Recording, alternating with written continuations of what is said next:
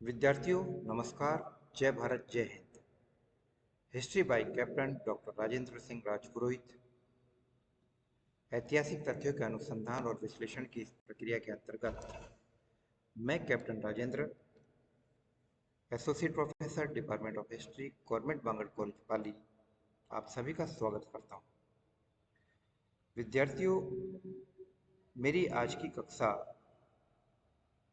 RAS प्रतियोगी परीक्षाओं और राजस्थान राज्य से जुड़ी हुई अन्य परीक्षाओं को ध्यान में रखते हुए तैयार की गई है।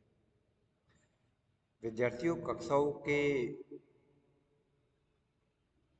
बारे में वीडियो बनाने का ये क्रम आगे भी जारी रहेगा, चूंकि यह परीक्षा RS को ध्यान में रखते हुए RS परीक्षा को ध्यान में रखते हुए कक्षा तैयार की जा रही है। तो इस कक्षा के अंतर्गत आज मैं आपसे उन तथ्यों के बारे में बात करूंगा और विशेष रूप से राजस्थान के इतिहास से जुड़े हुए तथ्यों के बारे में। चूंकि राजस्थान हिस्ट्री से लगभग काफी प्रश्न आपसे पूछे जाने की पूरी संभावना है, तो इस कक्षा के अंतर्गत आज मैं आपसे बात करूंगा राजस्थान के प्रमुख राजवंशों के बारे में और उनसे जुड़े हुए प्रश्नों के बारे में जो परीक्षा में पूछे जा सकते हैं। कोशिश की जाएगी कि सटीक रूप से आपसे उन्हीं प्रश्नों के बारे में चर्चा की जाए। तो विद्यार्थियों, आज मैं आपसे बात करूंगा राठौड़ राजवंश के बारे में। राजस्थान के राजनीतिक और सांस्कृतिक इतिहास के निर्माण में राठौड़ राजवंश की एक महत्वपूर्ण भूमिका रही है। तो आइए आज कुछ जानकारी प्राप्त करते हैं राठौड़ वंश के बारे में।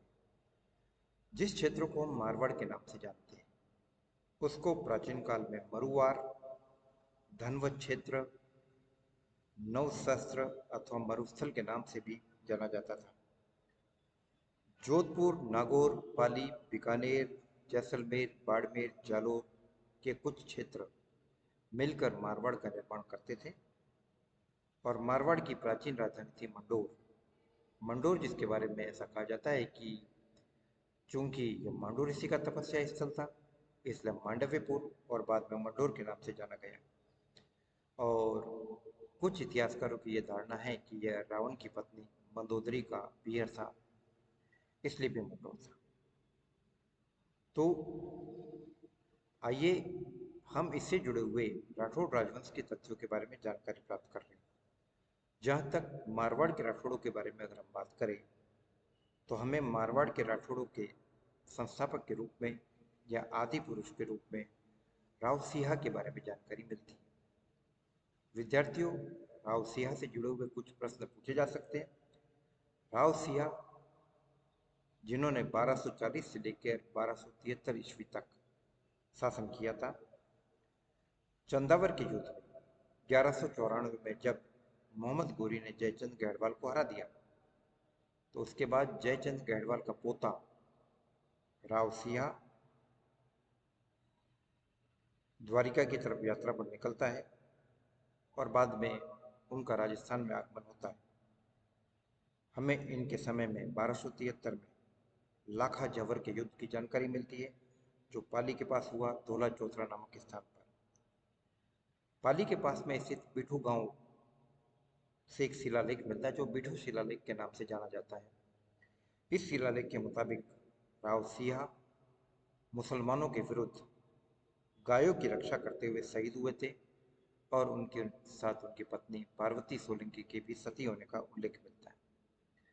विद्यार्थियों, राठौड़ राजवंश में हमें राव सिंहा के बाद में राव आस्थान का उल्लेख मिलता है। राव आस्थान जिन्होंने कि 18 साल तक यानी 1273 से लेकर 1291 ईस्वी तक शासन किया था। इन्होंने बाड़मेर के पास स्थित खेड़ को अपनी राजधानी बनाया और वहां से राठौड़ों की खेड़ेचा शाखा निकली। खेड़ में रणछोड़ राय के मंदिर का निर्माण का श्रेय भी राव आस्थान को ही प्राप्त है। आपसे परीक्षा में पूछा जा सकता है कि रणछोड़ राय मंदिर का निर्माण, खेड़ के मंदिर का निर्माण किन्होंने करवाया। इसी प्रकार से हमें अगले शासक के रूप में राव धुवड़ का उल्लेख मिलता है। राव धुवड़ जिन्होंने 1291 से लेकर 1309 तक यानी कुल मिलाकर 18 साल तक शासन किया था। राव धोड़ के समय की जो उपलब्धियां है, इन्होंने चक्रेश्वरी देवी की मूर्ति को कर्नाटक से लाकर नागाड़ा गांव में स्थापित किया, जो आगे चलकर नागनेची माता के नाम से जानी गई। और ये राठौड़ वंश की कुल देवियों में से महत्वपूर्ण देवी मानी जाती है। 18 भुजाओं वाली देवी के रूप में जाना जाता है। इनकी बेसिकली जो मूर्ति है वो काष्ठ की मूर्ति है। राव धोड़ के बाद उनके जो आगामी वंशज थे, उनमें रायपाल, कर्णपाल, वीरमदेव शासकों का उल्लेख मिलता है। प्रारंभिक राठौड़ राजाओं में हमें राव मल्लीनाथ का उल्लेख मिलता है। राव मल्लीनाथ, जिनको एक प्रकार से सिद्ध राजा के रूप में भी जाना जाता था, तो विद्यार्थियों, राव मल्लीनाथ के नाम से मल्लीनाथ पशु मेला आयोजित होता है, जो तिलवाड़ा पशु मेले के नाम से भी जाना जाता है। हमें राठौड़ों के प्रख्यात शासक के रूप में राव चुंडा की जानकारी मिलती है। राव चुंडा, जिन्होंने 1394 से लेकर 1423 ईस्वी तक, यानी कुल मिलाकर 29 साल तक राव चुंडा ने शासन किया। राव चुंडा को मारवाड़ के राठौड़ वंश का वास्तविक संस्थापक माना जाता है और यह वीरमदेव के पुत्र थे। इसी समय में तुर्कों ने इंदा प्रतिहारों से मंडोर दुर्ग छीन लिया था। राव चुंडा और इंदा प्रतिहारों ने मिलकर तुर्कों से मंडोर छीन लिया।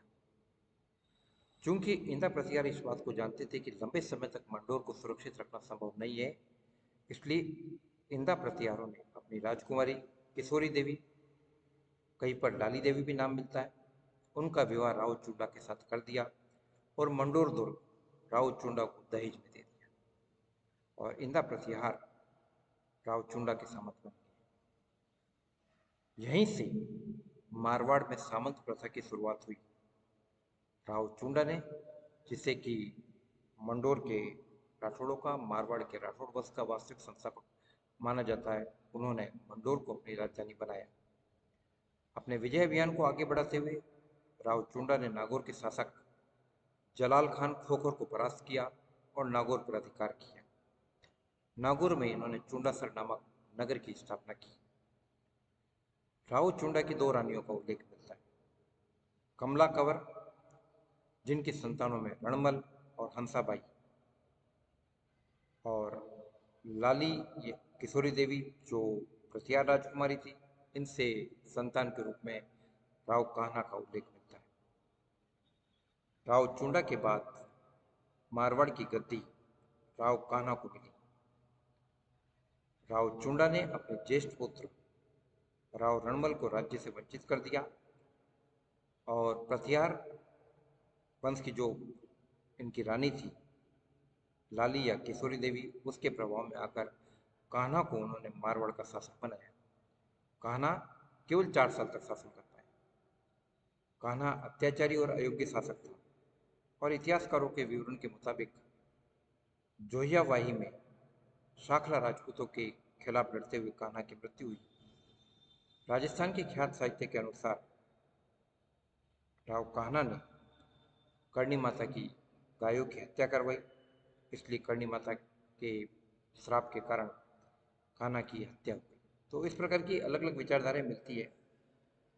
इसके बाद हमें राठौड़ों के शक्तिशाली शासक के रूप में राव रणमल का उल्लेख मिलता है। विद्यार्थियों, राव रणमल, जिन्होंने 1427 से लेकर 1438 तक शासन किया था। रणमल राव चुंडा के ज्येष्ठ पुत्र थे और नियमानुसार सत्ता मारवाड़ का राज्य रणमल को मिलना चाहिए था, लेकिन कान्हा को दिया गया।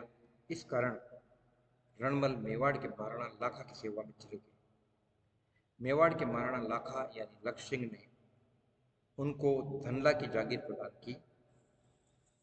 रणमल की बहन हंसाबाई का विवाह राणा लाखा के साथ हुआ, लेकिन इस शर्त पर कि हंसाबाई से उत्पन्न पुत्र ही मेवाड़ का महाराणा बनेगा। राणा लाखा और हंसाबाई का बेटा राव मोकल था, जबकि लाखा का बड़ा बेटा कुंवर चुंडा था। कुंवर चुंडा, जिसे मेवाड़ के भीष्म पितामह की संज्ञा दी जाती है, क्योंकि कुंवर चुंडा ने अपने पिता लाखा के कहने पर मेवाड़ की गद्दी से अपना अधिकार छोड़ दिया। बाद में राणा मोकल की हत्या चाचा और मीरा ने कर दी, जो राणा खेता की दासी के बेटे थे। मोकल की हत्या के बाद कुंभा जब मेवाड़ के शासक बने, तब तक रणमल का मेवाड़ में प्रभाव काफी बढ़ चुका था, और जिसके कारण मेवाड़ के सामंत रणमल से नाराज थे और उन्होंने बाद में रणमल की हत्या करवा दी। राव जोधा, जो कि रणमल के बेटे थे, वो चित्तौड़ से भाग निकले।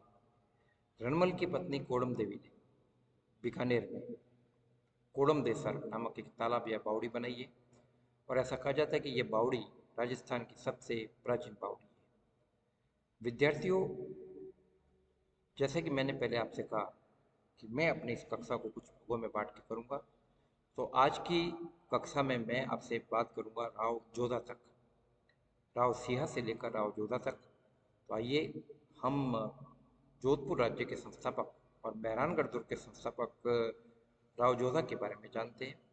राव जोधा, जिन्होंने 1438 से लेकर 1489 तक शासन किया था, जो राव रणमल और रानी कोडम देवी के पुत्र थे। रणमल की हत्या के बाद जोधा मेवाड़ से भागकर मारवाड़ की तरफ आए, लेकिन मारवाड़ पर मेवाड़ी फौजों का और कुंवर चुंडा का प्रभाव पहले ही कायम था। इस कारण जोधा मारवाड़ से भागकर बीकानेर के काहुनी गांव में चले गए। हड़बू सांखला की मदद से राव जोधा ने लगातार 15 वर्ष के अथक परिश्रम के पश्चात 1453 में मारवाड़ पर अधिकार कर लिया, क्योंकि उस वक्त मेवाड़ का राणा कुंभा मालवा और गुजरात अभियान में व्यस्त था। कुंभा ने गुजरात से निपटने के बाद मारवाड़ पर हमला किया, लेकिन कुंभा की दादी हंसाबाई, जो कि जोधा की बुआ लगती थी, उनकी मध्यस्थता से कुंभा और जोधा के बीच में आवल और बावल का समझौता हुआ। आवल और बावल की संधि के द्वारा मेवाड़ और मारवाड़ की सीमा का निर्धारण हुआ। यानी मोटे तौर पर कहा गया कि आवला वाली जमीनें मेवाड़ की और बावला बावल यानी बबुल वाली जमीनें मारवाड़ की, और सोजत इसका सेंटर था सीमा निर्धारण का। इसी दौरान जोधा ने अपनी पुत्री श्रृंगार देवी का विवाह कुंभा के बेटे रायमल से किया। जोधा ने 12 मई 1459 में जोधपुर नगर की स्थापना की, जो मेहरानगढ़ मिहिरगढ़ के नाम से भी जाना जाता है, और इस किले की कुंडली में इसका नाम था गढ़ चिंतामणि। इसका शेप मयूर के समान होने के कारण इसे मयूर ध्वज दुर्ग के नाम से भी जाना जाता है। और ये पहाड़ी जिसके ऊपर मेहरानगढ़ दुर्ग का निर्माण किया गया, गुरु चिड़ियानाथ का तपस्या केंद्र था, इसलिए इसको चिड़िया टोक पहाड़ी भी कहा जाता है। ऐसा माना जाता है कि मेहरानगढ़ की नींव खुद माँ करणी जी के हाथों रखी गई थी। राव जोधा को मारवाड़ में सामंत प्रथा का वास्तविक संस्थापक माना जाता है। जोधा के बेटे बीकानेर स्वतंत्र बीकानेर राज्य की स्थापना की थी। तो विद्यार्थियों, इस कक्षा में मैंने आपसे चर्चा की राठौड़ों के बारे में, और राव जोधा तक राव सिंहा से प्रारंभ होकर कल मैं इस कक्षा के भाग 2 के अंतर्गत आपसे चर्चा करूंगा राव जोधा से आगे मारवाड़ राज्य के इतिहास के बारे में। और चूंकि ये कक्षा विशेष रूप से आरएएस प्रतियोगी परीक्षाओं के तथ्यों को तैयार करने की दृष्टि से बनाई गई है, लेकिन इस कक्षा का उपयोग अन्य प्रतियोगी परीक्षाओं के लिए भी राजस्थान जीके के हिसाब से हो सकता है। तो इन कक्षाओं से जुड़े रहिए। जय भारत, जय हिंद।